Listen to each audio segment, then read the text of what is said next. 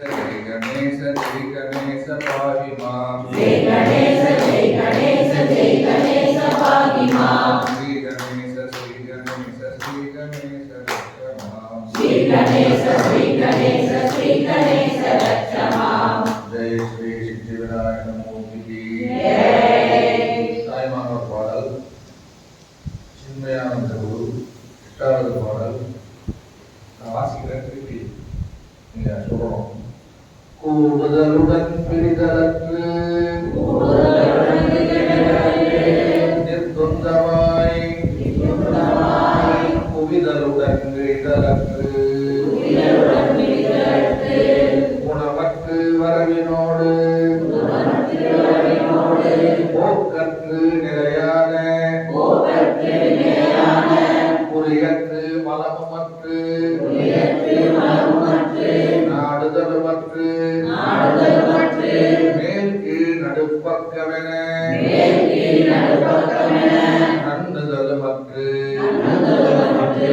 விந்து நாதமற்று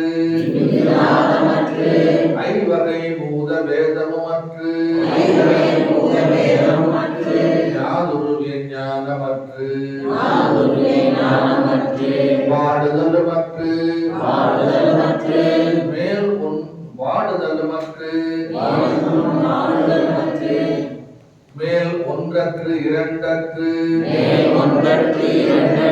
வாக்கற்று மனமற்று ஒன்று பரிபூரண சுகவாரி தன்னிலே வாய்மடுத்துண்டு அவசமாய் தேடுதலுமற்ற இடநிலை என்ற மௌனியே சித்தாந்த முக்தி முதலே சிறகிரி விளங்கவது தட்சிணாமூர்த்தியே சின்மயானந்த குருவே சிறகிரி விளங்கவது தட்சிணாமூர்த்தியே சின்மயானந்த குருவே.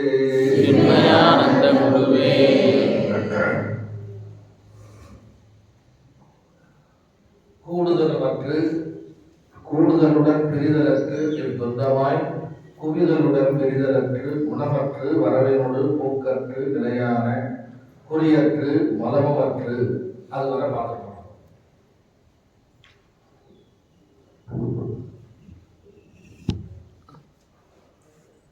நாடுதலுமற்று அடுத்து பார்க்க வேண்டியது.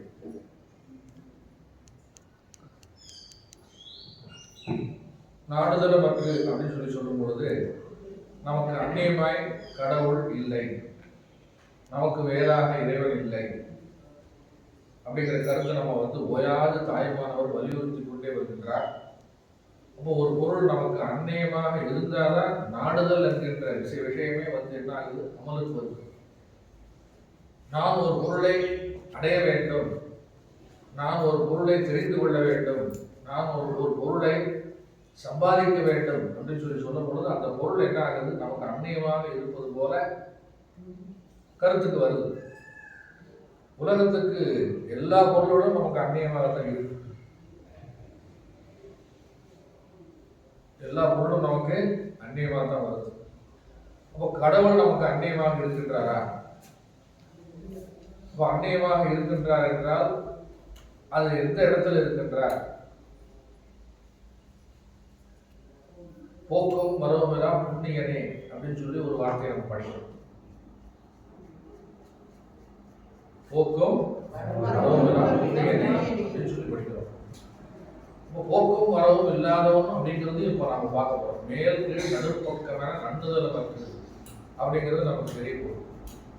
இப்போ நமக்கு அந்நியமாய் கடவுள் இல்லை, அந்நியம் என்று நினைத்தால் நாம் தேட வேண்டியிருக்கிறது. நாம் சொரூபமே இறைவனுடைய சொரூபம் என்று கண்டறிந்து நாம எதன் மயமா மாறி அமையணும் அப்படின்னா இறைவன் மயமாக நாம் மாறி அமைய வேண்டும். நம்மை அவனுக்கு கொடுத்து விட வேண்டும். கொடுத்து விடுறதுன்னா எப்படி, இங்க எங்கேயாவது நம்ம நம்மளை தானம் பண்ணணுமா, இல்லை வேற ஏதாவது நம்ம செய்யணுமா அப்படின்னா அப்படி கிடையாது. மனதளவில் நம்ம என்ன செய்யறோம் அப்படின்னா இறைவனிடத்தில் நம்மை ஒப்படைக்க வேண்டும். ஏற்கனவே சென்ற வகுப்புல பார்த்தோம், தந்தது உத்தன்னை உண்டது எந்தன்னை அப்படிங்கிறது பார்த்தோம். நம்ம இறைவனுக்கு நம்ம அர்ப்பணிக்கின்றோம், அவர் அதுக்கு பதிலாக தன்னையே அவர் என்ன பண்றாரு நமக்கு கொடுத்து விடுகிறார். அப்போ அந்த இடத்துல நாடுதல் மற்றது அப்படிங்கிறதுக்கு நாடுதல் அப்படிங்கிற விஷயமே அங்க என்ன ஆகுது அப்படின்னா மைனஸ் ஆயிடுது. அப்போ நம்ம அதை மயமாக்கி விட்டால் நாடுதல் என்கிற விஷயமே நிகழ்ச்சியே என்ன ஆகல அப்படின்னா நடக்கவில்லை. தாய் குழந்தை இருவருக்கும் உள்ள உறவு என்ன அப்படின்னு சொல்லி பார்த்தோம்னால், ஓயாமல் குழந்தை தாயை ஆடிக்கொண்டே இருக்கின்றது. பிறந்தது முதல் கொண்டு அது வளர்க்கின்ற வரை, சுயமாக வாழ்க்கையில் நிற்கின்ற வரை என்ன பண்ணுறதுன்னா தாயை சார்ந்து இருக்கின்றது, தந்தையை சார்ந்து இருக்கிறது. நாடுதல் என்பது அப்போ அந்த இடத்துல நடக்குது. சிலோன்ல வாழ்ந்துகிட்டு இருக்கும் பொழுது அந்த சிலோன் நகரத்துல நீங்க எங்க இருக்கிறீங்க அப்படின்னு சொல்லி கேட்கறதுக்கு அவங்க என்ன பண்ணுவாங்கன்னா, நீங்க எங்க நிக்கிறீங்கன்னு கேட்பாங்க. அவங்களுடைய மொழி அமைப்பு அப்படி பாஷை அப்படிங்கிறது. நீங்க ஏதோ ஒரு ஊர்ல இருந்து சிலோனுக்கு போறீங்க அப்படின்னா, நீங்க எந்த ஊர்ல இருந்து வரீங்க அப்படின்னு சொல்லி கேட்டா அவங்க என்ன கேட்பாங்க, நீங்க எங்க நிக்கிறீங்கன்னு கேட்பாங்க. அதுபோல நீங்க யாரை நாடி இருக்கின்றீர்கள், நீங்கள் யாரை சார்ந்திருக்கிறீர்கள் அப்படின்னு சொல்லி ஆராய்ச்சி பண்ணி பார்த்தோம்னா, உண்மையிலேயே நம்ம குடும்பத்தையோ மகனையோ மகளையோ உறவினர்களையோ சொந்த பந்தங்களையோ எல்லாரையும் சார்ந்திருக்கிற மாதிரி இருக்கு. உண்மையிலேயே நமக்கு சாறுதல் நாடுதல் அப்படிங்கிறது எல்லாமே இறைவன். அது இரண்டாம் பட்சம். நாடுதல் சார்ந்திருத்தல் அப்படிங்கிறது இரண்டாவது பட்சம். தலையாய பட்சம் முதல் பட்சம் என்ன அப்படின்னு சொல்லி பார்த்தோம்னால், நாடுதல் என்பதே நமக்கு கிடையாது. விவகாரத்தில் இருக்கு. பாரமார்த்திக விஷயத்துல பார்க்கும்போது இறைவனை நாடுதல் அப்படிங்கிறது நமக்கு என்னது ஏன் அப்படின்னா, நம்ம ஏற்கனவே அவரிடத்துல தான் இருக்கு. கைலாயத்தில் இருந்து கொண்டு கைலாய நாதனை நாட வேண்டும் அப்படின்னு சொல்லி சொன்னா எப்படி இருக்கும்? பக்கத்துல இருக்கும். அப்படி இறைவனுடைய உலகத்தில், இறைவனால் படைக்கப்பட்ட உலகத்தில் இருந்து கொண்டு நாம இறைவனை நாடுதல் அப்படிங்கிற கருத்து என்ன ஆகுதுன்னா, ஆத்மாவில் திரைத்திருந்து கொண்டு ஆத்மாவினுடைய விஷயத்தை நினைத்துக் கொண்டு நாம் என்ன பண்றோம் அப்படின்னா, அதை நாடுகின்றதாக நாம் நினைத்துக் கொண்டு சொல்லுவோமே, அது தவறு. அப்ப நாடுதல் மற்றது. நாடுதல் அப்படிங்கிறது அந்த இடத்துல என்ன ஆகாது, நாடுதல் அப்படிங்கிறது ஆப்போசிட்டாக சொல்றாரு யாரு தாய்மானவர். நாடுதல் மற்றது. அடுத்தது மேற்கு நடுப்பக்கமென நன்னுதல் மற்றது. மேற்கு நடுப்பக்கம் அப்படின்னு சொல்லி தாய்மானவர் குறிப்பிடுகிறார். என்ன அது மேல் கீழ் நடுப்பக்கம்னா என்ன அப்படின்னு சொல்லி பார்த்தோம்னா, நேற்றைக்கே நான் சொன்னேன், உலகங்கள் 14 லோகங்கள் இருக்கின்றது. நாம் இறந்த பிறகு எந்த உலகத்துக்கு போகின்றோம் என்று நமக்கு தெரியாது. நரகமா, சொர்க்கமா, மித்ருலோகமா, சத்தியலோகமா, பிரம்மலோகமா, தபோலோகமா, ஜனலோகமா, என்ன லோகம், எந்த லோகத்துக்கு நாம் போறோம், இப்போ நம்ம எந்த லோகத்தில் இருக்கோம் அப்படிங்கிறதே சில பேருக்கு பேர் தெரியாது. உலகத்துல இருக்குன்னு சொல்லி சொல்றோம். அப்ப என்ன உலகம்? இந்த உலகம் நம்ம இருக்கக்கூடியது என்ன உலகம்? பூலோகம். பூலோகத்துக்கும் மேல உவர்லோகம், சுவர்லோகம். காயத்ரி மந்திரமே என்ன சொல்றது? ஓம் பூர் பூரு ஸ்வர. பூலோகம், உவர்லோகம், சொர்க்கலோகம் அப்படின்னு சொல்லி சொல்றது. பொதுவா எல்லாருக்கும் தெரிஞ்ச லோகம் என்னதுன்னா சொர்க்கலோகமும் என்ன லோகம்? நரகலோகம். ஆனா சாஸ்திரம் சொல்லுது அப்படிலாம் உலகத்துல கிடையாதுப்பா. நீங்க இருக்கிற இடத்த நல்லா இருந்தீங்கன்னா சொர்க்கலோகம், உங்களுக்கு கஷ்டம் வந்ததுன்னா நரகலோகம். அதெல்லாம் கிடையாது. இருக்கிறது 2 தான், நரகலோகம், சொர்க்கலோகம். தபஸ்லோகம்லாம் உங்களுக்கு கிடையாது. ஆனா அது நீங்க கேட்கறது என்னன்னா சாஸ்திரத்துல தான் இருக்கு, இங்க கிடையாது. தபோலோகம் அப்படின்னு சொல்லி சொல்லும் பொழுது, இந்த வாழ்ந்து கொண்டிருக்கும் பொழுதே ஞானிகளாக இங்க உருப்படியானவர்கள், ஞானிகளாக அவதாரம் எடுத்திருக்கின்றவர்கள் செல்லக்கூடிய லோகம் என்னது அப்படின்னா தபோலோகம். அங்க வேற யாரும் போக முடியாது. விவேகானந்த சுவாமிகள் 8 வசுக்கள்ல ஒருத்தராக தென்படுகிறார் அப்படின்னு சொல்லி ராமகிருஷ்ணன் சொல்றார். அப்பேற்பட்டவர்கள் உலக நன்மைக்காக உலகத்துக்கு பிறக்கின்றார்கள். பிறந்து அவதாரம் முடிஞ்சவர்கள் மீண்டும் அவர்களுக்கு போகிறார்கள், அதே லோகத்துக்கு போகிறார்கள். தபோலோகம், ஜனலோகம், மகர்லோகம், சத்தியலோகம், இப்படி 14 லோகங்களும் நான் சொன்னேன். கீழே என்ன இருக்கு? அத்தல, வித்தல, சுத்தல, ரசாதல, தலாதல, மகாதல, பாதாளம் 7. மேலே பூலோகத்துக்கு அப்புறம் பூலோகம், புகர்லோகம், சுவர்லோகம், மகர்லோகம், தபோலோகம், ஜனலோகம், சத்தியலோகம் அல்லது பிரம்மலோகம். பிரம்மலோகத்துல யார் இருப்பா? பாபா பிரம்மா இருப்பார். அப்போ தேவலோகத்துல யார் இருப்பா? தேவர்கள் இருப்பாங்க.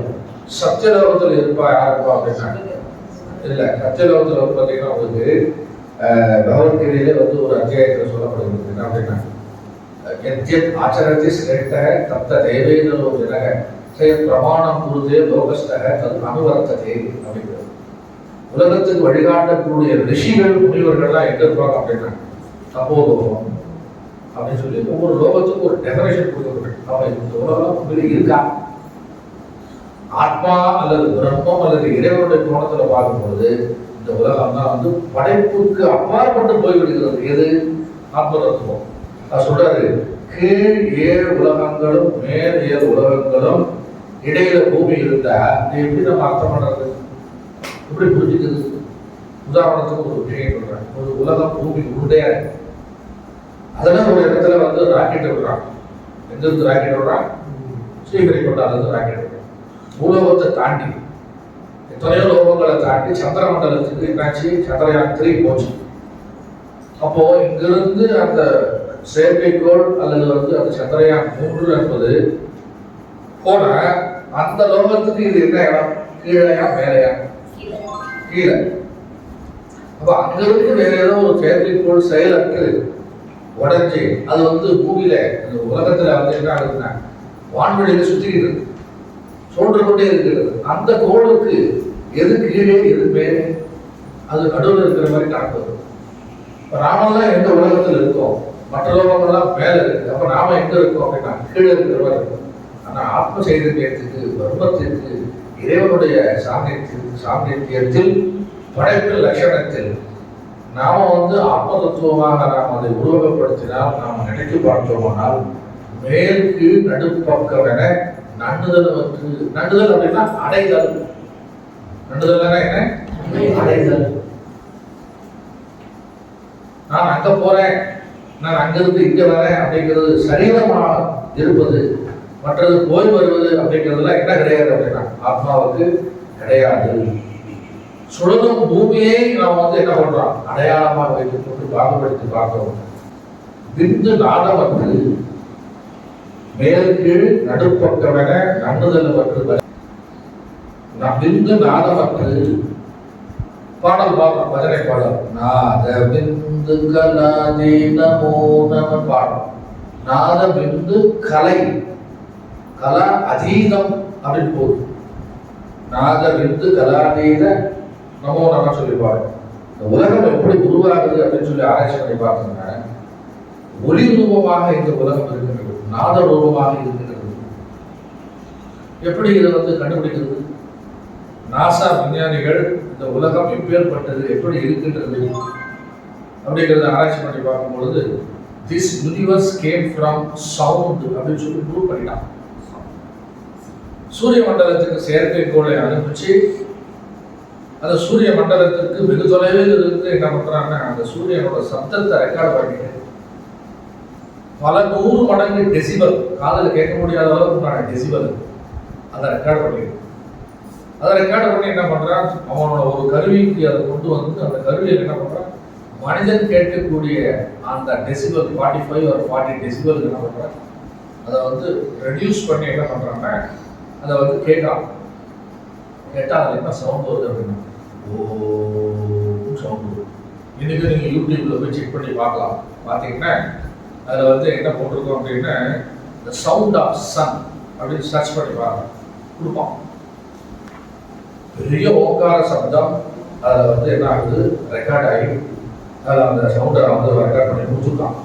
அவன் என்ன சொல்றான் அப்படின்னா இது ஏற்கனவே வேதத்தில் சொல்லப்பட்டிருக்கிறது அப்படின்னு சொல்லி ப்ரூவ் பண்றான். வேதத்தில் சொல்லப்பட்டதை டெக்னிக்கலி சயின்டிபிக்கலி என்ன பண்றான், ப்ரூவ் பண்ணி நம்ம கொடுக்குறான். ஆனா நம்முடைய முன்னோர்கள் ஏற்கனவே என்ன பண்ணிட்டாங்க, அவர்களுடைய ஆராய்ச்சியின் மூலம் உலகத்தை ஆராய்ச்சி பண்ணி என்ன பண்ணிட்டாங்க, இந்த உலகம் நாத ரூபமாக இருக்கின்றது. எப்பொழுது அப்படின்னா உலகம் தோற்றத்தில் இருக்கும் பொழுதுதான். உலகம் ஒடுங்கி இருக்கும் பொழுது கிடையாது. உலகம் ஒடுக்கத்துக்கும் இருக்கு, பிரளயத்துக்கு போகுது, பிரளயத்திலிருந்து என்ன ஆகுது, மறுபடியும் தோற்றத்துக்கு வருது. ஓயாமல் உலகம் என்ன ஆகிட்டு இருக்கு, ஒரு பல கோடி 3000 வருஷங்களுக்கு பிறகு இந்த கலியுகம் எப்பொழுது அழிய போகிறது. இப்போ கலியுகம் 5000 வருஷத்துக்கு கிட்ட வந்தாச்சு. மொத்தம் கலியுகத்தோட ஆயுள் 4,38,500 வருஷம். கலியுகத்துக்கு முன்னாடி, இதுக்கு முன்னாடி என்ன யுகம், துவாபர யுகம், அதுக்கு முன்னாடி திரேதா யுகம், அதுக்கு முன்னாடி கிருஷ்ணயுகம் அல்லது சத்திய யுகம். இந்த கலியுகத்தோட 2 மடங்கு இதுக்கு முன்னாடி உள்ள யுகம், கலியுகத்தோட 3 மடங்கு அதுக்கு முன்னாடி உள்ள யுகம். கலியுகத்துக்கு முன்னாடி உள்ளது முதல் யுகம், கலியுகத்தோட 4 பெருக்கினா அந்த வருஷம் கணக்கு. இப்ப இருக்கிற கலியுகம் 4,38,500 வருஷம் முடிஞ்சா இந்த உலகம் பிரளயத்துக்கு போகும். அப்போ அந்த ஓங்கார சப்தம், அந்த நாத சப்தம் இருக்குமா அப்படின்னா இருக்காது. ஒடுக்கத்தில் சப்தம் இல்லை, பிரளயத்திலும் பிரளயத்துக்கு பிறகு இயக்கத்திலும் என்ன இருக்குன்னா சப்தம் இருக்கின்றது. அப்ப நாம பிரம்மத்தை தியானித்து நிர்குண பிரம்ம தியானம் செய்து அந்த தியானத்துல நாம் அமரும் பொழுது நமக்கு என்ன சவுண்டு கேட்குது, உடம்புல நம்முடைய மனதிற்கோ நம்முடைய மனது ரீங்காரத்திற்கோ நம்முடைய காதிற்கோ என்ன சப்தம் கேட்கும் அப்படின்னா ஓங்காரத்தினுடைய சப்தம் நாத விந்து சப்தமாக கேட்க வேண்டும். அது உயர்ந்த நிலையை தாய்மானவர் சொல்லுகின்றார். விந்து நாதமற்று அப்படிங்கிறது. விந்து நாதமற்று அப்படின்னா வித்து அப்படின்னு சொல்லி போயிருக்கு. இந்த உலகத்திற்கு வித்து நாதம், ஒலி, சவுண்ட். எப்படி சாமி சவுண்டில் இருந்து இந்த உலகம் வந்திருக்கா அப்படின்னா ஆமா, அது அடுத்த வாக்கியத்தில் பூர்த்தி பண்றார் தாய்மானவர். உலகத்திற்கு வித்து அல்லது விதை நாதம், நாதம் காரணம், உலகம் காரியம். சவுண்ட் இஸ் த அதுதான் தோற்றுவாய். இந்த சவுண்டில் இருந்தா என்ன வந்திருக்கு அப்படின்னா இந்த உலகம் வந்திருக்கு. ஒடுக்குகின்ற இடத்து உலகம் அடங்குகிறது. நாதம் பிரம்மத்திற்கு அப்பால் செல்லக்கூடிய சக்தி நமக்கு இருக்கிறது. அதுதான் அந்த முக்தி நிலையை பற்றி சொல்லும் பொழுது ஜீவன் முக்தர்கள் அந்த நிலையை அடைந்திருக்கிறார்கள். எக்ஸ்ட்ரீம் லெவலா சமாதி ஸ்டேட்டஸ் அப்படின்னு சொல்லி தாய்மானவர் இந்து நாதமற்ற நிலையை இந்த இடத்துல சொல்றாரு. அதுக்கு அடுத்தது ஐவகை பூத பேதம் மற்று அப்படிங்கிறது. எப்படி நாதம் அந்த பிரளயத்துல உலகம் அழியும் போது ஒடுங்குகிறதோ அது போல நமக்கு என்ன ஆகுது அப்படின்னா உலகம் தோற்றத்துக்கு வரும் பொழுது சவுண்ட் வருது. அப்போ ஐவகை பூத பேதம் மற்று அப்படிங்கிறது. ஐவகை பூதங்கள் என்னென்ன? முதல்ல ஆகாசம், ஆகாசத்திலிருந்து காற்று, காற்றிலிருந்து அக்னி, அக்னியிலிருந்து ஜலம், ஜலத்திலிருந்து பிருத்திவி. அதாவது சூக்ஷ்ம நிலையிலிருந்து பருப்பொருள் நிலைக்கு டெவலப்மெண்ட் ஆகி வருகின்ற அந்த பூத பௌதிகம், பஞ்சபூத பௌதிகம் தான் இந்த உலகம். இந்த பஞ்சபூத பௌதிகங்கள் மறுபடியும் அதே நிலையில ஒடுக்கத்துக்கு போகும்போது என்ன கிடையாதுன்னா 5 வகையான பூதங்கள் கிடையாது. இதைத்தான் உங்களுக்கு கொஞ்சம் விரிவா சொல்ல வேண்டியிருக்கு. இப்ப நம்மளுடைய உடலை எடுத்துக்குவோம். நம்முடைய உடல் எப்படி இருக்கு அப்படின்னா பஞ்சபூதங்களால் ஆனது. காற்று இல்லாம நம்ம வசிக்க முடியாது, நீர் இல்லாம வசிக்க முடியாது. அக்னி தத்துவம் ஏற்கனவே உடல்ல இருந்துகிட்டு இருக்கு.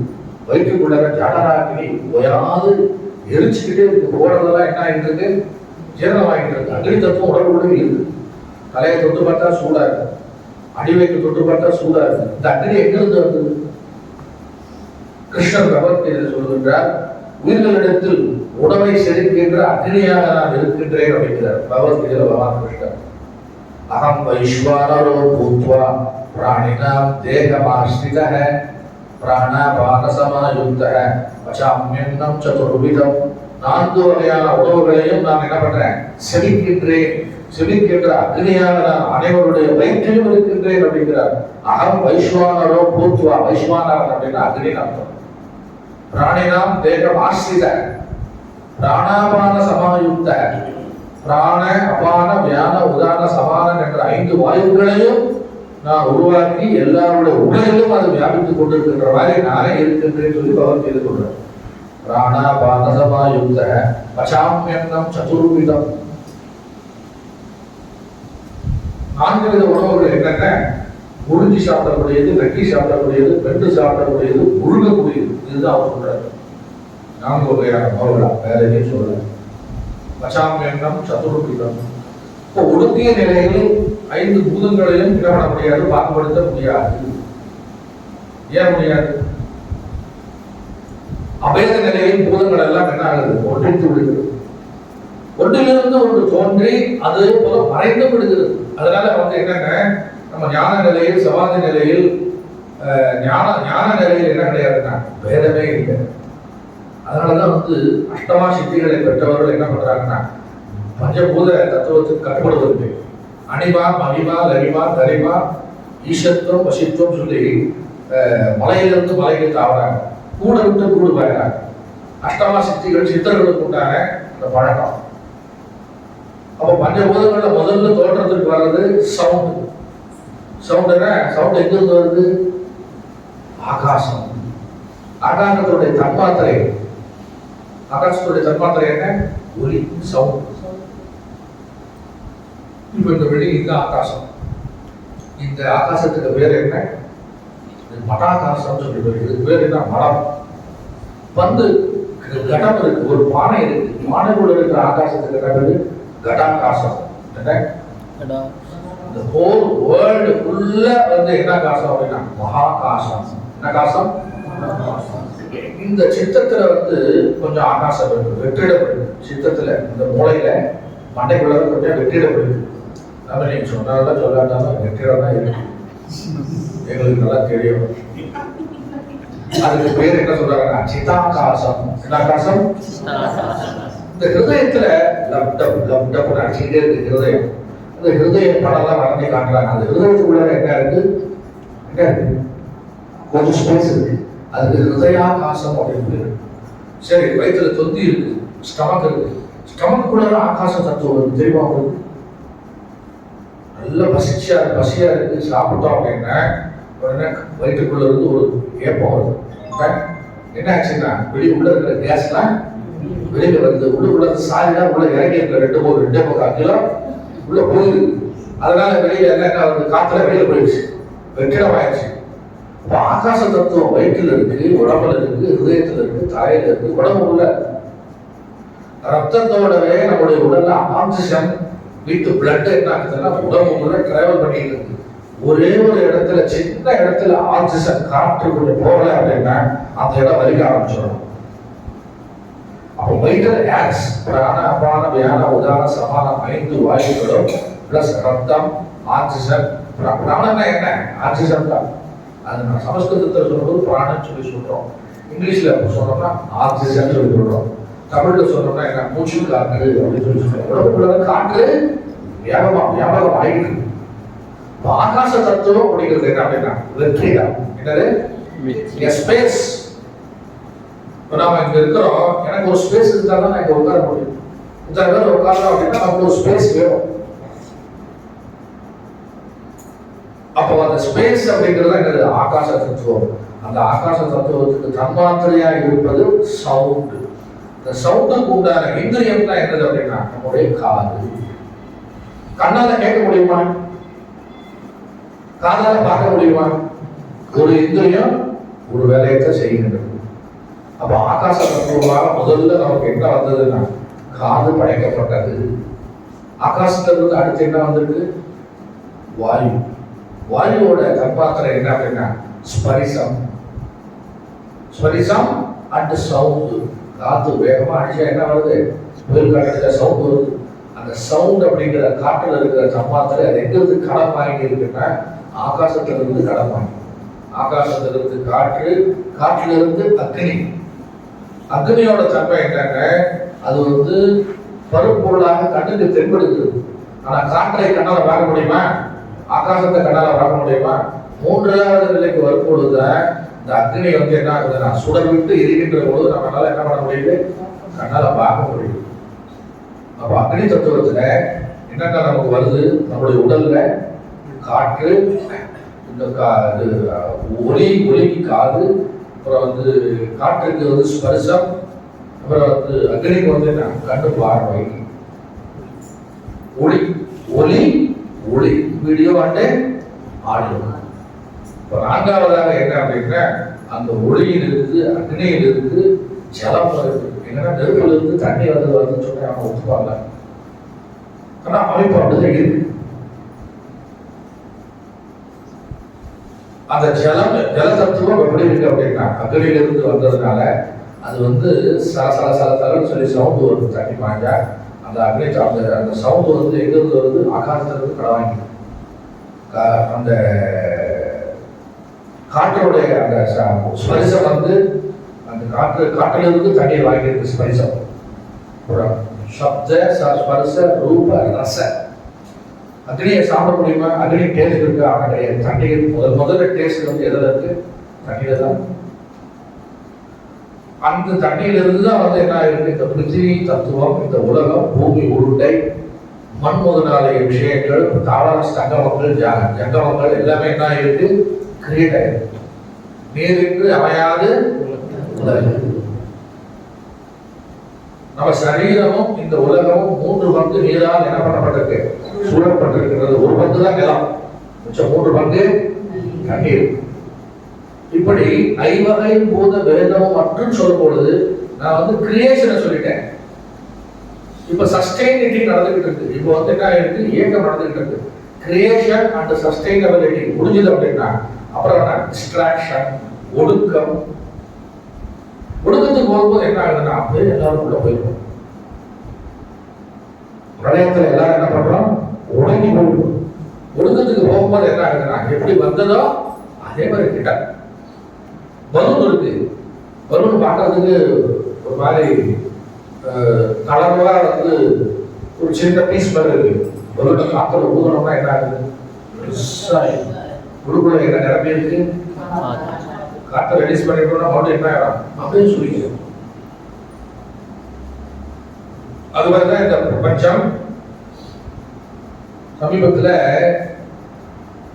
கேதார்நாத்தில் ஒரு பெரிய ஃப்ளட் வந்தது. ஞாபகம்? கேதார்நாத் ஒரு பெரிய நகரமே என்னாச்சு? அழிஞ்சு போச்சு. நேச்சுரல் டிசாஸ்டர் அப்படின்னா அதே போல இப்போ 2 நாளைக்கு முன்னாடி வயநாட்டில் கேரளாவில் பெரிய லேண்ட்ஸ்லைடு. ஒரு காலம் எங்க போச்சுன்னு எத்தனையோ மக்கள் என்ன பண்ணிட்டாங்க? எங்க இருக்காங்க கண்டுபிடிக்க முடியும். எல்லாம் மண்ணுக்குள்ள போயிருக்காங்க. ஒன்றும் பண்ண முடியும். ஸோ இயற்கை தன்னை சீரமைத்துக் கொள்வதற்காக இந்த இயற்கை இடர்பாடுகளை எல்லாம் என்ன பண்ணுது? ஏற்படுது. நாம வந்து இயற்கையை டிஸ்டர்ப் பண்ணோம் அப்படின்னா ரொம்ப பொறுமையா தான் அது இருக்கு. பொறுத்து வந்து பார்ப்போம் தான் இருக்கு. ஆனா அவ்வளவுதான் லிமிட் இருக்கு. ஒன்றும் பண்ண முடியாதுன்னா அதோடைய வேலையை அது என்ன பண்ணிடுது? கொஞ்சம் அட்ஜஸ்ட்மெண்ட் பண்ணுது. இங்க இருக்கிறது அங்க அனுப்புது, அங்க இருக்கிறத இங்க இருக்குது. அதில் நம்ம மாட்டிக்கிட்டோம் அப்படின்னா பஸ்மம் தான். அந்த மாதிரி நிலையில பிரளயம், சிருஷ்டி, ஸ்திதி, சம்ஹாரம் அப்படின்னு சொல்லும் பொழுது சிருஷ்டியில வந்து பஞ்சபூதங்கள் வெளியே வருது, சம்ஹாரத்துல பஞ்சபூதங்கள் உள்ள போயிருது. ஆனா சிருஷ்டி, ஸ்திதி, சம்ஹாரத்துல ஞானிகளுக்கு என்ன இருக்கு? மற்ற லோகங்களில் என்ன நடக்குது அப்படின்னா ஒண்ணுமே நடக்காது. அழிவது எந்த லோகம் அப்படின்னா வயநாட்டுல வந்து இப்படி எல்லாம் ஆயிருக்கு அப்படின்னா மற்ற நாட்டுல ஏதோ ஆயிருக்கா அப்படின்னா அதெல்லாம் கிடையாது. ஏதோ ஒரு இடத்துல தான் ஆயிருக்கு. இது வந்து சிருஷ்டி தத்துவத்துல என்ன சொல்லப்படுகிறதுன்னா இந்த விஷயத்தை வந்து என்ன சொல்றது? ஐவகை பூத பேதமும் இருக்கு. அது வந்து எக்ஸ்பேன்ஷன் ஆகும் போது வேதம் தெரிகின்றது. ஒடுங்கும் பொழுது என்ன கிடையாதுன்னா வேதமே இல்லை. இந்த வேதமற்ற நிலை யாருக்கு சொல்லப்படுகிறதுனா ஞானிக்கு சொல்லப்படுது. ஐவகை பூத பேதமும் அற்று. அடுத்தது ஞானருவின் ஞானமற்று. காண்போம், காணப்படும் பொருள், காணுதல். 3 விஷயம். ஞானருவின் ஞானமற்று. இப்ப நீங்க எல்லாரும் என்ன பண்ணிட்டு இருக்கீங்க? பார்த்துட்டு இருக்கீங்க. காணப்படும் பொருள் யாரு? நீங்க எல்லாம் காட்சியை கண்டு கொண்டு இருக்கிறீர்கள். காணப்படும் பொருள் யாரு? யாரு? நான் தான். என்னை பார்த்துட்டு இருக்கீங்க. நான் சப்போஸ் இங்க உட்காந்துக்கிட்டு உங்களை தூங்குறேன்னு வச்சுக்கோங்க. உங்களுடைய காணுதல் என்ன ஆகும்? மாறிடும். சரி, சாமியும் தூங்குறாரு, நாம ஏற்கனவே வந்துகிட்டு இருக்கு. நாமளும் கொஞ்சம் எச்சரிக்கை என்ன பண்ணுவோம்? காணுதல், காண்பவன், காணப்படும் பொருள், காட்சி. இப்ப நம்ம 2 பேரும் என்ன நடந்துகிட்டு இருக்கு? காட்சி நடந்துகிட்டு. நான் உங்களை பார்த்து பேசிக்கிட்டு இருக்கேன், நீங்க என்னை பார்த்து கவனிச்சுட்டு இருக்கீங்க. இந்த காண்பது, காணப்படும் பொருள், காட்சி, காண்பது, இது எல்லாமே எப்ப டிஸ்மிஸ் ஆகுது அப்படின்னா, ஞாதுருவின் ஞானமற்று சந்தக்கடையிலும் சமாதி நிலையிலும் ஒரே நிலையில் இருப்பவன் யாரு? ஞானி. சமாதி நிலையில எப்படி ஆழ்ந்த அமைதியோடு இருக்கின்றானோ, அதே போல சந்தையில கொண்டு போய் அவனை விட்டாலும் எப்படி இருப்பான்? ஒரு டிஸ்டர்பன்ஸ் இருக்காது, அமைதியா தான் இருப்பான். அதுதான் ஞான நிலை. அந்த நிலையை தாய்மானவர் தனக்கு சொல்லுகின்றார். அதாவது நேயம், ஞானம், ஞாதுரு அப்படிங்கிற 3 சமஸ்கிருத சொற்களை பயன்படுத்துகின்றனர். அது தமிழ்ல சொல்லணும் அப்படின்னா, காண்போம், காணப்படுவோர், காட்சி.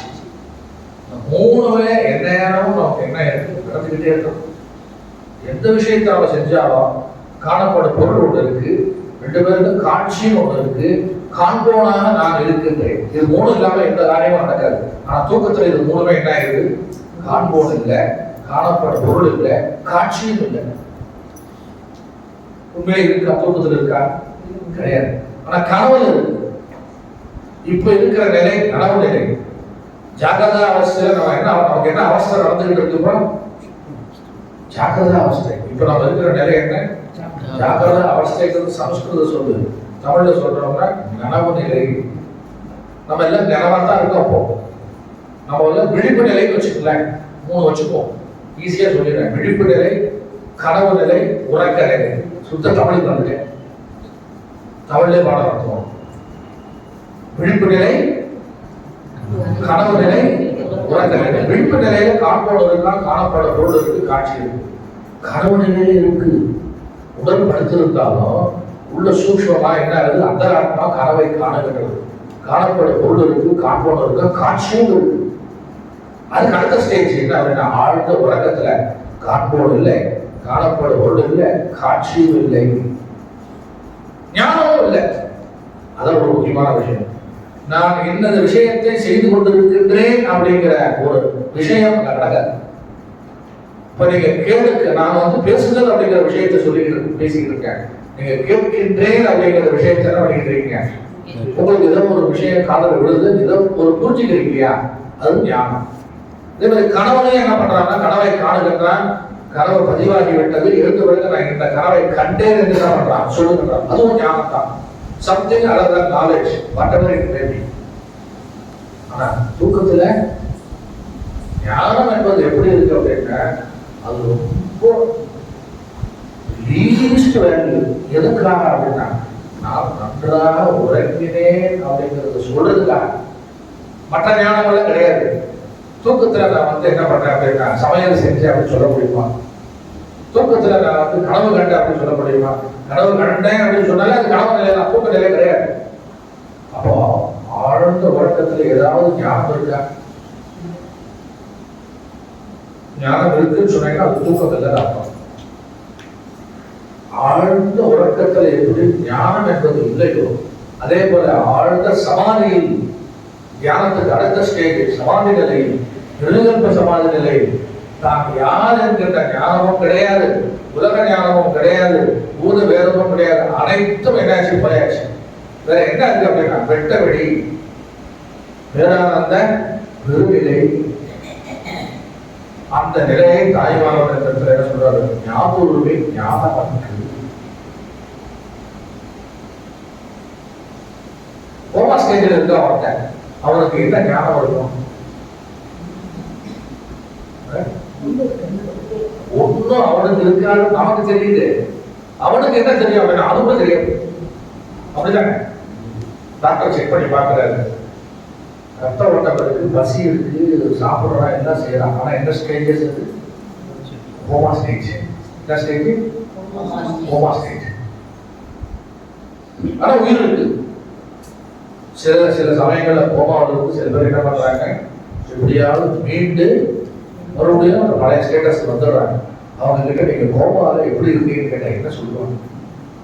எனக்கு தெரியாது, உனக்குதான் தெரியும், நீ தான் என்னை பார்த்துட்டு நான் இப்படி இருக்க, நீயே சொல்லலாம். நம்ம என்ன சொல்லுவோம், கோமாவில் நீ இருக்க, அதுதான் ஏன் நானும் சொல்றேன், நானும் கோமாவில் தான் இருக்கேன். டாக்டர் என்ன சொல்றாரு, அவர் என்ன நிலையில் இருக்காரு, கோமாவில் இருக்காரு. 3 பேருடைய ஸ்டேட்மெண்ட் என்ன, கோமா. அப்ப அது என்ன நிலை, செயலற்ற நிலை. செயலற்ற நிலையை ஞானம் சொல்லி சொல்ல முடியுமா, சொல்றாரு ஞாதுருவி ஞானமற்று. அடுத்தது வாடுதல் மற்று. அற்று அற்று சொல்லிட்டு வந்துகிட்டே இருக்க, முடிஞ்சுடணும் இந்த கிளாஸ். இப்போ வாடுதல் மற்று. சில நேரங்கள்ல நமக்கு ஒரு ஏக்கம் வருது, என்ன போட்டிருக்காரு, வாடுதல் மற்ற போட்டிருக்காரு, ஏக்கம் வருது. ஏக்கம் அப்படின்னா வாட்டம் அப்படின்னு சொல்லிட்டு, சில பேர் பார்த்தீங்கன்னா ரொம்ப வாட்டமா இருக்கீங்க, வாட்ட சாட்டமா இருக்கிறது அது வேற விஷயம். வாட்டம் அப்படின்னா என்ன, கவலை, ஏக்கம். முகத்திலே என்ன ஆயிடுச்சு, எப்ப கண்ட சாமி முடிக்க போறாங்க, காலையில இருந்து அற்று அற்று அற்று இருக்காரு. முடிஞ்ச வரை தெரியல. புஸ்தகம் நம்ம கிட்ட இருந்தாலும் கடைசி வார்த்தை என்ன பார்க்கலாம், புஸ்தகம் நம்ம கிட்ட இல்ல, என்ன பண்றது. வாடுதலும் மற்றாரு, இப்ப வாட்டம் மற்றாரு. ரெண்டுத்துக்கு என்ன வித்தியாசம், காலையில சொல்லல வாடுதலும் மற்ற அப்படின்னா, இப்ப என்ன சொல்றேன், வாட்டம் மற்ற. என்னதான் சொல்ல வர பார்ப்போம். தாய்மானவர்களோடு தான் நான் சொல்லிக்கிட்டு ஏசாக்கெல்லாம் ஒன்றும் தெரியாது இல்லை. அப்போ அடைய முடியாத உலக பொருள்களுக்கு அடைய முடியுமா அப்படிங்கிறது அவங்க கிட்ட என்ன இருக்கு, ஆவல். அந்த ஆவலுக்கு நிறைவேறல, அது எல்லாமா மாறுது, ஏக்கமா மாறுது, வாட்டம். அதுதான் ராமகிருஷ்ண பரமஹம்சர் ஒருத்தர் சொன்னாரு, நீங்க ஒரு பைத்தியம் அப்படின்னு. ராமகிருஷ்ணன் பார்த்து ராமகிருஷ்ணன் சொன்னார், ஆமா நான் பைத்தியம் தான், நீங்களெல்லாம் உலகத்தில் இருக்கிற பொருள்கள் வேண்டும், பொருள் வேண்டும், பொன் வேண்டும், அது வேண்டும், இது வேண்டும், அலையிற பைத்தியம். நான் கடவுள் வித்து முடிச்சு கடவுள் பைத்தியம், எல்லாருமே பைத்தியம் தான் அப்படின்ட்டு. ஆனா என்னுடைய பைத்தியம் உன் பைத்தியத்தோட உயர்ந்ததுடா. என்ன நினைச்சுக்கிட்டு இருக்கேன், என் பைத்தியம் சுத்தமான பைத்தியம், கிளீன் இடியட். அதுதான் கிளீன் இடியட்.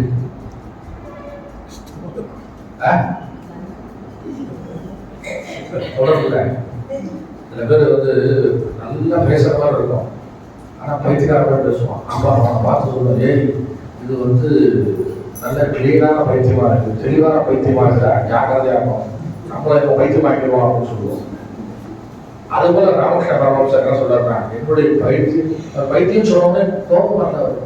ஆமா நான் பைத்தியம் தான், இதுல என்ன சந்தேகம், அதே நேரத்தில் நீயும் பைத்தியம் தான் அப்படின்னு.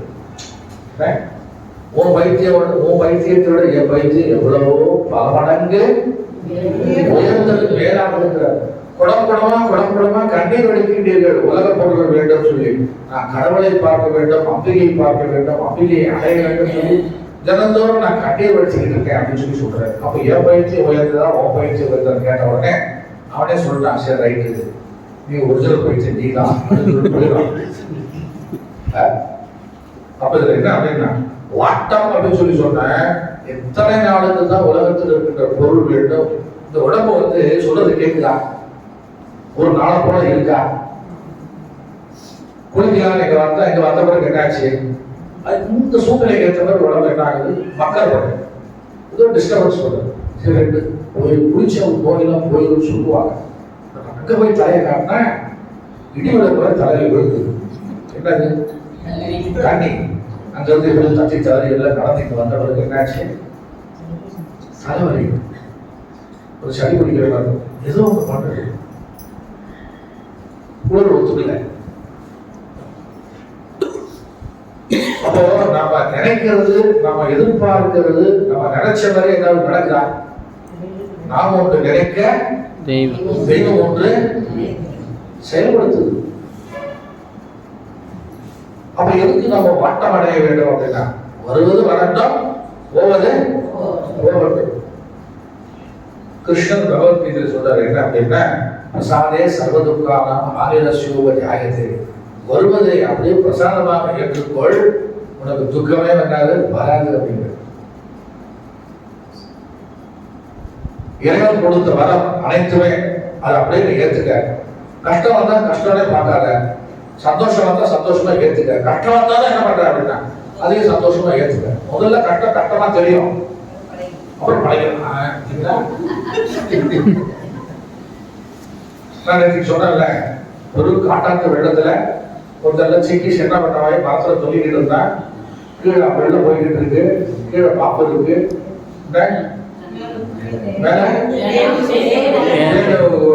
அடை இருக்கு, தேன் கூடு கலைஞ்சிருச்சு, அதுல வந்து ஆட்டத்துல தேன் சொட்டுது நாக்குல, அதை டேஸ்ட் பார்த்துட்டு இருக்கா. கீழே வந்து அதில் பாதாளத்தில் சொல்லிட்டு இருக்கா, சட்டை எப்ப கிளிய போகுதுன்னு தெரியல. இந்த நேரத்துல வந்து இது வந்து கொப்பு தேரம் இந்த தேரம் சொல்லி ஆராய்ச்சி இருக்காங்க. எப்பேற்பட்ட நேரத்துல எந்த ஒரு இன்பத்தை அனுபவிச்சாலும் நமக்கு கரெக்டா தெரியல, கஷ்டமா தெரியல, வழங்கிடுச்சு. அப்போ இந்த இடத்துல வந்து என்னன்னா, வாடுதல் அப்படிங்கிறது தற்காலிகமா உண்மையிலே பார்க்க போனா எல்லா மனிதர்களுக்கும் வாட்டம். அதாவது இன்னைக்கு வியாழக்கிழமை, இன்னைக்கு என்ன நாள் அப்படின்னா கஷ்டப்படுற நாள். காலையில இருந்து சாயந்தரம் வரைக்கும் 58 வயசுக்கு முன்னாடி இருந்த கட்டத்துல நினைச்சு இத்தனை வருஷம் இப்படி கஷ்டப்பட்டோம், அதுல இருந்த வருஷம் இப்படி கஷ்டப்பட்டோம் அப்படின்னு இன்னைக்கு கஷ்டப்பட்டு அதை நினைச்சு அழுக வேண்டிய நாள் அப்படின்னு ஏதாவது ஒரு நாள் இருக்கா?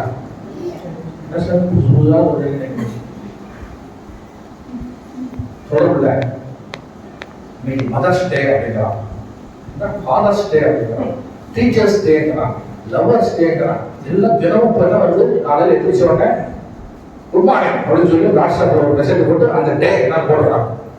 என்னைக்காவது ஒரு நாளைக்கு கிரைம் டே போட்டுட்டாங்க, நிறைய பேர் சொல்லுவேன் போட்டுட்டாங்க. இல்லையா அப்படி எல்லாம் போட்டாங்க, எல்லாரும் மெசேஜ் அவருக்கு 100 அடிப்பாங்க. என்ன முதல்ல வாட்ஸ்அப் க்ளோஸ் பண்றா. there is no crying day. என்ன டே? crying day கிடையாது. நம்ம போற பாதையே என்ன அப்படின்னா, என்னைக்கு நம்ம சந்தோஷமா தான் இருக்கணும் அப்படிங்கிற நினைப்பு நீங்க வந்து மாற்ற நினைச்சாலும் உங்களால மாற்றிக்க முடியாது. ஏன்னா நீங்க சொல்லுங்க, உங்களுடைய சொல்லுங்க என்னது? ஆனந்தம் பிரம்மே திவ்யஜானா ஆனந்தா கல்விமா நிபூதா நிஜாயந்தே. உன்னுடைய சொல்லுமே ஆனந்தம் தான்ப்பா. ரொம்ப நேரம் நான் தத்துவத்தை பேசிக்கிட்டு இருந்தா நீங்க என்ன பண்ணுறீங்க? வெறிச்சு பாக்குறீங்க. இடையில ஒரு ஜோக்கு சொன்னா உங்களுக்கு எப்படி இருக்கு? இப்பதான் சாமி ஜோக் அடிக்கிறாரு. ஒரு 5 நிமிஷத்துக்கு ஒரு ஜோக் அடிச்சீங்கன்னா எங்களுக்கு தூக்கமே வர. ஜோக் அடிச்சு கொஞ்சம் கொஞ்சமா 4 மணி வரைக்கும் கொண்டு வந்தீங்க அப்படின்னா நீங்க தான் சூப்பர். நீங்க பாடம் நடத்துங்க, தாய்மானாவுக்கு என்னவோ நடத்துங்க, இதில் எங்களை சிரிக்க வச்சுக்கிட்டே இருந்தீங்கன்னா you are the best. அப்போ வந்து என்ன ஆகுது அப்படின்னா, வாடுதல் நமக்கு வாட்டம் எங்கேயா இருக்கு? நமக்கு இடத்துல ஒரு அறிஞர் சொல்ற இந்த பாட்டை கொடுக்குற பழக்கம் இருக்காரு. நான் முக்தி அடையவில்லை என்ற வாட்டம் யாருக்காவது இருக்கா? இல்ல. அடுத்து இல்ல, எல்லாம் வாய்த்தாலும் சொல்ல மாட்டேங்கிறீங்க. ஆனா உள்ள எல்லாமே என்ன சொல்றோம்? இல்ல இல்ல இல்லவே இல்லை. உங்க சார்பா நானே சொல்லிட்டேன், இல்லவே இல்லை. நாம் சொல்வதெல்லாம் சத்தியம், சத்தியத்தை தவிர வேறு இல்லவே இல்லை, இல்லவே இல்லை, இல்லை. எங்க சொல்றோம்? எதுக்காக சொல்றோம்? எல்லாம் சொல்றோம், எல்லா விஷயமும் தெரியுது. இது மட்டும் என்ன ஆகுதுன்னா இல்ல. என்னதுன்னா, நான் முக்தி அடையவில்லையே, கடவுளை காணவில்லையே, நான் ஏன் இந்த உலகத்தில் என்ன வாழ்ந்து கொண்டிருக்கிறேன், சீக்கிரம் வந்து எனக்கு முக்தியை கூட சொல்லி என்னைக்காவது வாட்டம் வந்திருக்கா?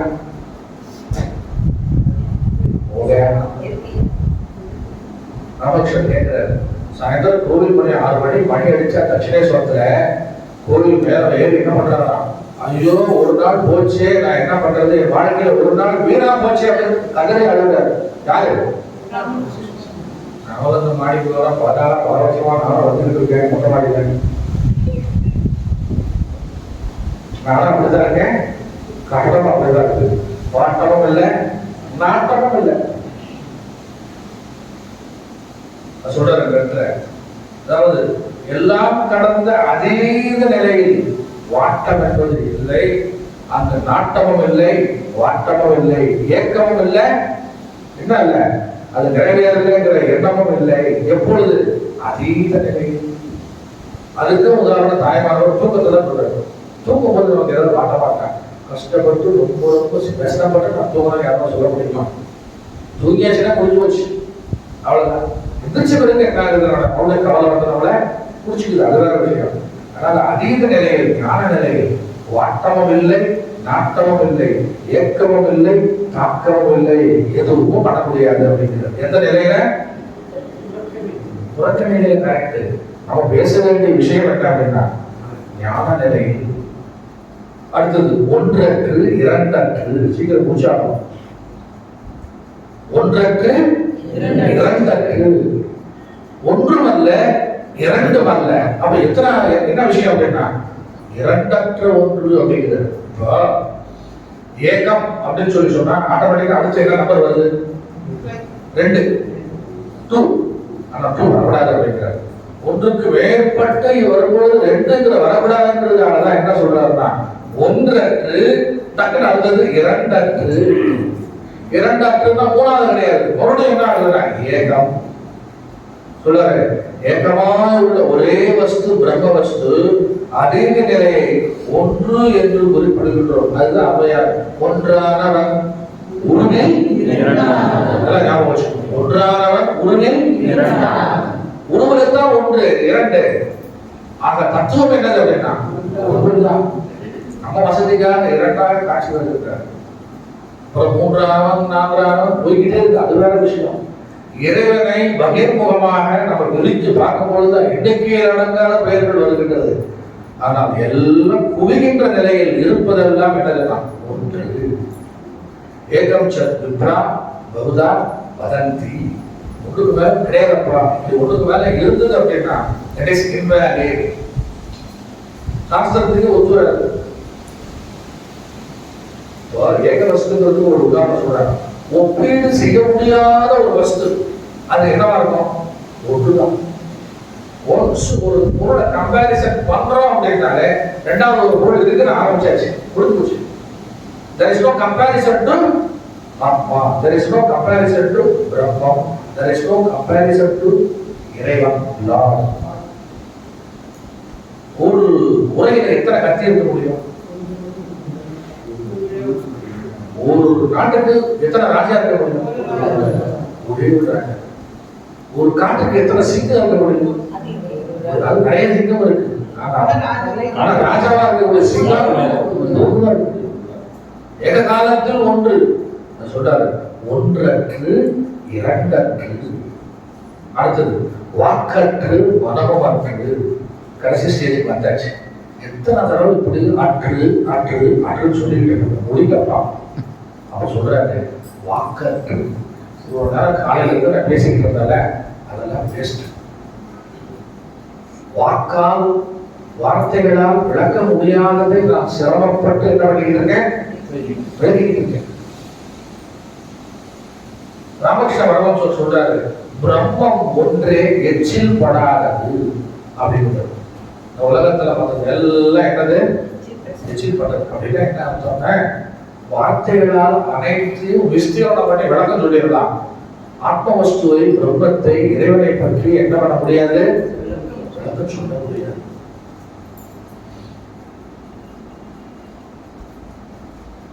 வாக்குமனம் அணுகாத பூரண பொருள் யாருன்னா இறைவன். எந்த ஒரு பொருளை வாக்கினால் விளக்க முடியாதோ அந்த ஒரு பொருளை மனதினால விளக்க முடியாது, கிரகிக்க முடியாது. மனதினால கிரகிச்சாதான் வாக்கால சொல்ல முடியும். குலோப்ஜாம் வந்து கொடுக்குறேன், அதை நீங்க வந்து சாப்பிட்டுட்டு எப்படி இருக்குன்றது உங்களுக்கு உணர்வுக்கு வந்துருச்சு, இந்திரியத்துக்கு வந்துருச்சு, உங்களால வாயால சொல்ல முடியும். ஏன் அப்படின்னா மனசுனால கிரகணம் பண்ணிட்டீங்க, சொல்ல முடியும். ரெண்டுமே வார்த்தைகளால ஒண்ணுமே விளக்க முடியாத போய் மனதனால எப்படி எண்ணி பார்ப்பது, மனதனால எப்படி சொல்லுவது அப்படின்னா சொல்ல முடியாது.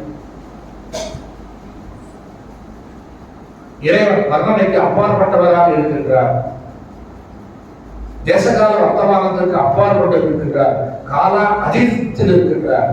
இயற்கைக்கு அப்பாற்பட்டு இருக்கின்றார். அப்படி சொல்லும் பொழுது என்ன சொல்றாரு?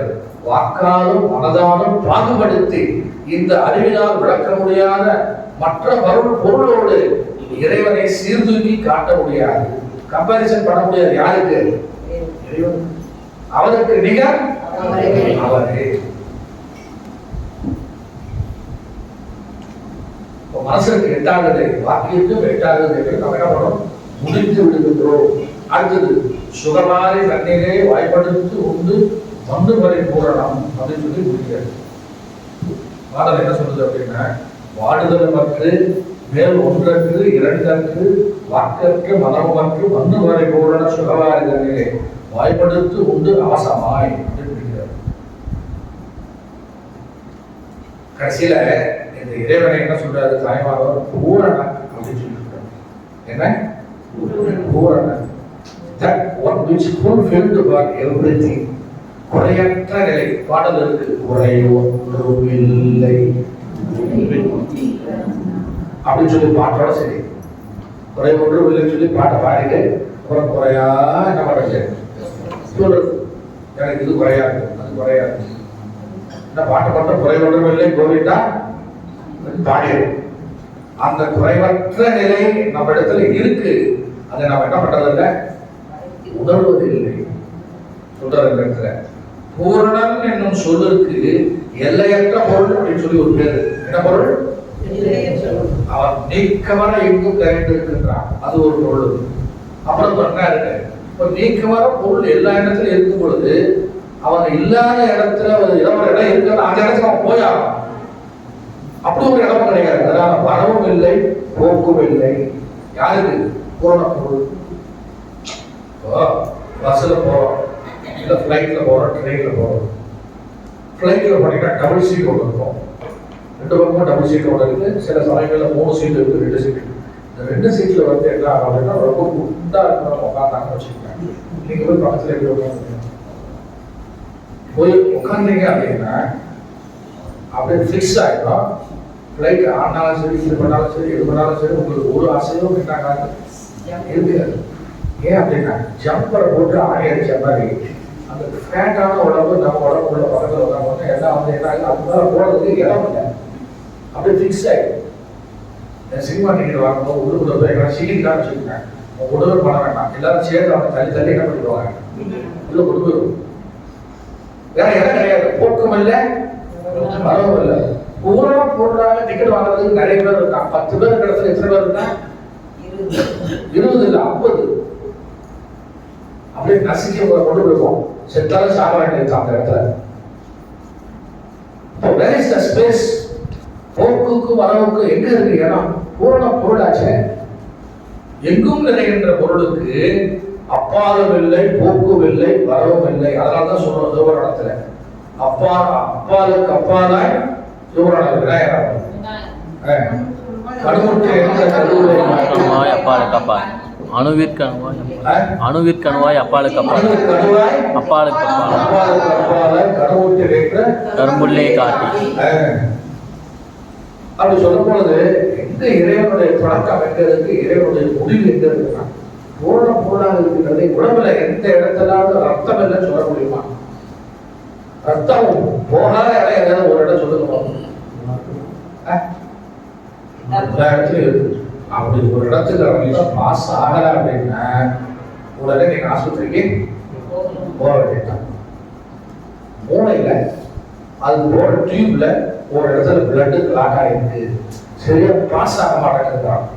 அதுக்கு எம்ஆர்ஐ ஸ்கேன், சிடி ஸ்கேன்லாம் பண்ணி கண்டுபிடிச்சு அதுக்கு ஒரு மெடிசன் கொடுத்து என்ன பண்றேன், மருந்து கொடுக்குறேன். ஒரு சின்ன இடத்துல ஒரு சின்ன நரம்பு வெய் கொஞ்சம் கூட்டு டியூப், அது கூட என்ன போகல, ரத்தம் போகல.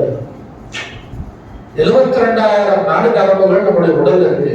எல்லா இடத்துக்கும் இந்த இதயமான ரத்தத்தை சுத்தம் பண்ணி என்ன பண்ணிருக்கு, அடிச்சுட்டு உள்ள ஒரு பெரிய ஃபேக்டரியே நடக்குது. தொடர்ந்து பார்த்தோம்னா பயமா இருக்கிறோம். அவர் இவ்வளவு பெரிய உலகத்தை படைச்ச இறைவன் அவர் இல்லாத இடத்தை எங்கேயாவது விட்டு வச்சிருப்பாரா? நோ, எல்லா இடத்துலயும் அவர் என்ன பண்ணியிருக்காரு, நிறைந்திருக்கின்றார்.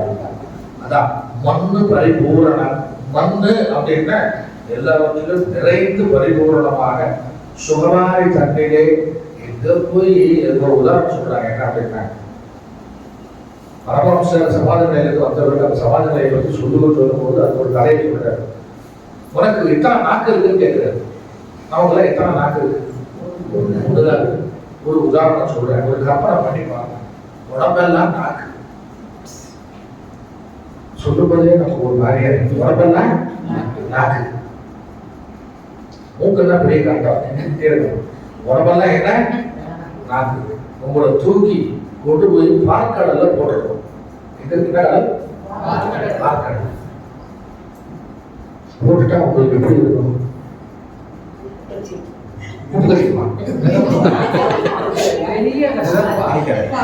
பார்க்கடல்ல ஒரு பார்க்கடல் நீங்க பார்த்தது இல்லை.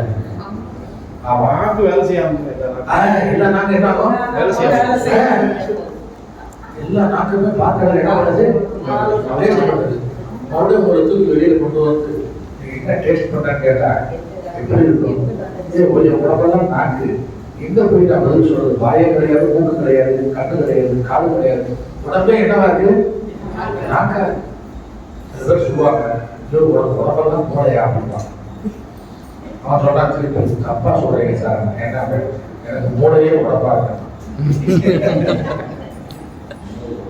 சொல்லுவோம்ல, அந்த நாடி நரம்பெல்லாம் ஒரு மூளையா இருக்குப்பா அப்படின்வான். பயங்கரமான பிரெயின், வெரி கிளவர் அப்படின்லாம் சொல்லி சொல்றோம் இல்லையா? அப்படி உடம்பெல்லாம் நாக்கா இருந்து நீ பார்க்கடல சுமச்சா எப்படி இருக்குமோ, உதாரணத்துக்காக தான் சொல்லியிருக்காரு பரமஹம்சர். அதை விட பல ஆயிரம் மடங்கு கோடி மடங்கு ஆனந்தம் எங்க இருக்குன்னா நெடுங்கல் பேசுற மாதிரி இருக்குன்னு சொல்லி சொல்ற ஒரு பேச்சுக்கு போவான். அதாவது விளக்க முடியாததை ஒரு உதாரணம் சொல்லி விளக்குறது, வேற வழி இல்லை. அப்போ மண்ணு பரிபூரண சுகவாரி தண்ணிலே வாய்ப்பாடுக்கு உண்டு. நம்ம தண்ணி எப்படி குடிக்கிறோம், எதில் குடிக்கிறோம்? வாயால தான் குடிக்கிறோம். அது மாதிரி இந்த இப்போ பேசுற விஷயம்லாம் என்னது அப்படின்னா சுகவாரி. வாரின்னா தண்ணி, வாரின்னா என்ன? தண்ணி. சுகவாரி. பேசுற விஷயங்கள்லாம் நமக்கு எப்படி இருக்கணும்? திட்டிப்பா இருக்கும். எப்படி இல்லை, உடம்பெல்லாம் நாக்காக மாறி அதை நம்ம என்ன பண்ணணும்? அனுபவிக்கணுமா? அந்த நிலை தான் என்னது அப்படின்னா நிறுவ சமாதி நிலை. சொல்றது மண்ணு பரிபூரணன் சுகவாரி தன்னிலை வாய்ப்படுத்து உண்டு அவசமாய் அப்படிங்கிறார். வசம் அப்படின்னா என்னங்க? அதன் வசமாய். இது ஏதாவது ஒரு விஷயத்துக்கு நான் என்ன பண்றேன்? லயமாய் இருக்கேன். இதை என்ன சொல்றேன்னா தன் வசத்தை இழந்து பரவசம் அடைவதுதான் என்னதுன்னா அவசம் அப்படின்னு சொல்லி குறிப்பிடுறாரு. என்ன வசம்? தன் வசத்தை இழந்து பரவசப்பட்டு தன்னை இழந்து விடுவது என்ன அப்படின்னா அவசமாய். எதை அறிந்தாலும் எதை கற்றாலும் அது பூரணமாகாது. குறையற்ற நிலை, ஆனந்த நிலையில் இருக்கின்ற தியான நிலை, சமாதி நிலை, அது அனுபூதியில் வந்து விட்டால், அது அமைந்து விட்டால், அதை அனுபவிப்பவன் எப்படி இருக்கான் அப்படின்னா அவன் வசத்துல இல்லை. பெஸ்ட் எக்ஸாம்பிள், ட்ரிங்க்ஸ் சாப்பிட்றான், டாஸ்மாக் சாப்பிட்டா அவன் என்ன பண்றான்? அவன் வசத்துல இல்லை. என்ன பண்றான்? நல்லாமா சாதாரண சரக்கு எப்படி இருக்குங்க? இந்த ஞானத்தோட நிலை என்ன சொல்றேன்? பல மடங்கு கோடி உயரமா இருந்தாங்க. எப்படி இருப்பாங்க? அவன் ஆட மாட்டாங்க, ஆடாமல் அசையாமல் என்ன பண்ணுவாங்க? அமைதியா இருப்பாங்க. ஏன்னா ஆனந்தத்துல திரைத்திருக்கிறார்கள். அது சொல்றாரு கடைசியில, தேடுதலும் அற்றவிட நிலையற்ற மௌனியே. தேடுதலற்ற நிலையில் இருக்காரு யாருன்னா பகவான். எப்பொழுதுமே உங்களிலே இருக்கின்றார். தேடுதலும் அற்ற இடம் நிலை. இதுவரை சொன்ன பரிபூரண பேரானந்த நிலை தேடப்பட வேண்டியது அல்ல. இது எங்க இருக்கு? நமக்குள்ளே இருக்கு. பரவசம் அடைந்தவருக்கு, ஆனந்தம் அடைந்தவருக்கு தேடுறதுக்கு ஏதாவது இருக்கா? தேடிய பொருள், நாடிய பொருள் வேறு எதுவும் இல்லை, அது நீதான். தேடி கண்டு கொண்டேன். தேடனா தேவனை தேடி என்னுள்ளே தான் கேட்ட, வெளியே கிடையாது. என்னுள்ளே தேடி கண்டு கொண்டேன். அப்பனால என்ன பண்றாங்க? தேடுதலும் அற்ற இட நிலை என்ற மௌனியே சித்தாந்த முக்தி முதலே சிறகிரி விளங்கவது தட்சிணாமூர்த்தியே சின்மயானந்த குருவே. இவ்வளவும் யாரை பற்றி சொல்லப்பட்டதுன்னா சகுண பிரமமாக இருந்தார் இறைவன், நிர்குண பிரமமாக பிரம்மம். இந்த நிலையில் என்னை வைத்திருக்கின்றார். இது எப்பேற்பட்ட நிலை? மிக உயர்ந்த நிலை. இந்த பாடலை முழுசா நம்ம படிச்சு பார்த்தோம்னா, கூடுதலுடன் விரிதலற்று நிர்பந்தமாய் கூடுதலுடன் விரிதலற்று குணமற்று வளவினோடு போக்கற்று நிலையான குறிமற்று மலவமற்று எல்லா விஷயம் சொல்லிடுறாரு. ஒன்று கூட நோ லெஃப்ட் ஓவர். அனைத்துமே கடைசியில் இந்த பேரானந்த தொழிலையில என்ன ஆகுது, நமக்கு வாழ்த்து விட்ட பிறகு தேடோனா தேவனை என்னுள்ளே தேடி கண்டுகொண்டேன், இது தேட வேண்டிய அவசியம் இல்லை அப்படின்றது தாய்மானவர் பாட்டி முடிக்கிறார். அப்பேற்பட்ட மகா ஞானி, அந்த அவருக்கு குருவாக வந்தவர் யாருன்னா மௌன குரு. அந்த மௌன குருவே தட்சிணாமூர்த்தியாக சிறகிரியில் விளங்கி இருக்கிறார். அத்தகைய குருவுக்கு என்னுடைய வணக்கங்கள். சென்மையான அந்த குருவே அப்படின்னு சொல்லி முடிக்கிறார். முடிச்சுடுவோம். நம பார்வதி பதையே சிவனே போற்றி. தாய்மானவர் திருவடிகள் போற்றி போற்றி.